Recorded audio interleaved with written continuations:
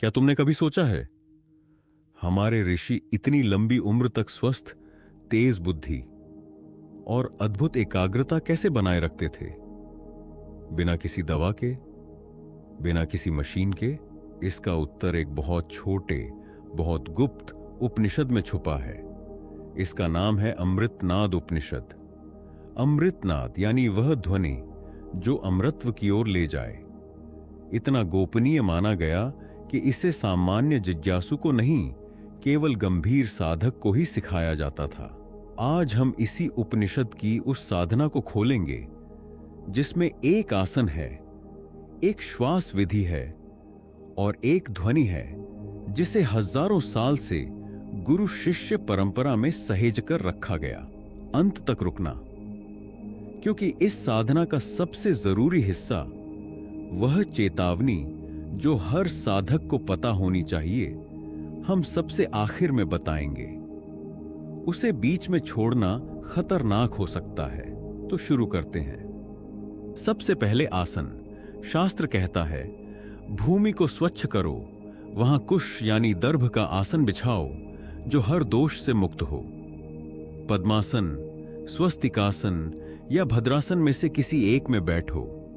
रीढ़ सीधी रखो और मुख उत्तर दिशा की ओर करो। फिर आता है श्वास का रहस्य। दाईं नासिका को एक उंगली से बंद करो। बाईं नासिका से धीरे धीरे वायु भीतर खींचो। फिर दोनों नासिकाओं को बंद करके उस श्वास को भीतर रोक लो और इसी क्षण में असली रहस्य छुपा है। शास्त्र कहता है, ओम मित्येकाक्षरम ब्रह्म, यानी वह एक अक्षर ओम स्वयं ब्रह्म है। जब तुम श्वास को भीतर रोके हो, उसी समय मन ही मन इस एक अक्षर का ध्यान करो और फिर बहुत धीरे धीरे ओम का मानसिक जप करते हुए श्वास को बाहर छोड़ो। यह कोई साधारण श्वास क्रिया नहीं है। यह अभ्यास हर बार, हर सांस के साथ मन के भीतर जमी हुई अशुद्धियों को, वर्षों के प्रमाद को धीरे धीरे धोता है। अब सवाल उठता है, यह ओम आखिर इतना खास क्यों है? शास्त्र इसका उत्तर एक बहुत सुंदर रूपक से देता है। यह कहता है, मन एक संकल्प है, एक निरंतर उठती गिरती लहर। बुद्धिमान साधक उस मन को, उस संकल्प को अपनी बुद्धि में समेट लेता है और फिर उस बुद्धि को भी परमात्मा के ध्यान में स्थिर कर देता है। इस पूरी प्रक्रिया को धारणा कहा गया है और ओम इसी धारणा का सबसे सशक्त सहारा है, क्योंकि यह एक ऐसी ध्वनि है जो न कंठ से बनती है, न ताल्लु से, न होठों से। यह हर सीमा से परे है और इसीलिए यह मन को भी सीमाओं से परे ले जा सकती है। अभ्यास जैसे जैसे गहरा होता है, प्राण एक विशेष मार्ग से यात्रा करना शुरू करता है। शास्त्र इसे इड़ा पिंगला और सुषुम्ना नाड़ियों का जागरण कहता है। हृदय से यह प्राण ऊपर की ओर उठता है और अंततः मस्तिष्क के उस केंद्र तक पहुंचता है जिसे शास्त्रों में मोक्ष का द्वार कहा गया है। अंतिम श्लोक में यह बहुत स्पष्ट रूप से कहा गया है, यत्र कुत्र म्रियेदपि न स भूयोभिजायते, यानी जो साधक इस मार्ग को भेद कर उस केंद्र तक प्राण पहुंचा देता है, वह चाहे कहीं भी, किसी भी अवस्था में शरीर छोड़े, वह फिर जन्म मृत्यु के चक्र में नहीं लौटता। अब यहां वह हिस्सा आता है जो शायद ही कोई खुलकर बताता है, समय की बात। शास्त्र कहता है, जो साधक नियम से बिना बीच में तोड़े इस अभ्यास को करता रहता है, उसे 3 महीने में स्वयं ज्ञान का उदय होने लगता है। इसमें कोई संशय नहीं।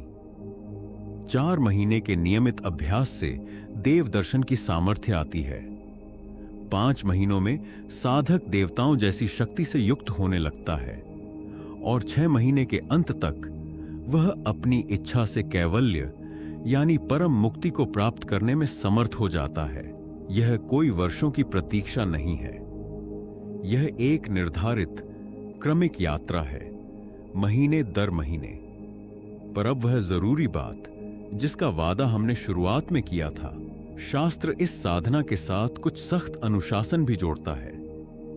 यह स्पष्ट कहता है, योगी को सदा के लिए भय, क्रोध, आलस्य, अधिक सोना, अत्यधिक जागना, अधिक भोजन करना और पूरी तरह निराहार रहना, इन सब का त्याग करना चाहिए। यानी यह साधना संतुलन मांगती है, अति नहीं।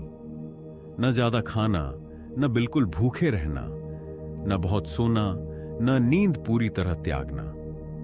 जो साधक इस अनुशासन को तोड़कर सिर्फ श्वास तकनीक को अपना लेता है, वह अभ्यास तो करता है, पर वह फल नहीं पाता जिसका शास्त्र वादा करता है।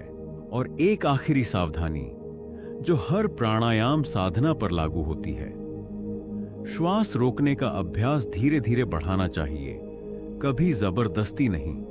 अगर सिर में भारीपन, घबराहट या असहजता महसूस हो तो तुरंत सामान्य श्वास पर लौट आना चाहिए। यह कोई प्रतियोगिता नहीं, यह क्रमिक यात्रा है।